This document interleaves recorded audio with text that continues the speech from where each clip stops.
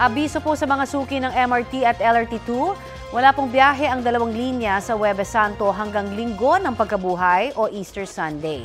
Sa Miyerkules Santo, regular pa po ang schedule ng MRT3. 9:30 p.m. ang last trip mula sa North Avenue Station, habang 10:09 p.m. naman mula sa Taft Avenue. Mas pinaaga naman ang last trip sa LRT2. Parehong 7 p.m. sa Miyerkules Santo ang huling biyahe mula po sa Antipolo at Recto Station. 4 na araw walang biyahe ang MRT3 at LRT2 para po sa taunang maintenance activities. Sa April 1, Lunes na ang balik normal na operasyon. Wala pang anunsyo ang LRT1. Kapuso, para sa mga maiinit na balita, mag-subscribe sa GMA Integrated News sa YouTube. Sa mga kapuso naman abroad, subaybayan nyo kami sa GMA Pinoy TV at sa www.gmanews.tv.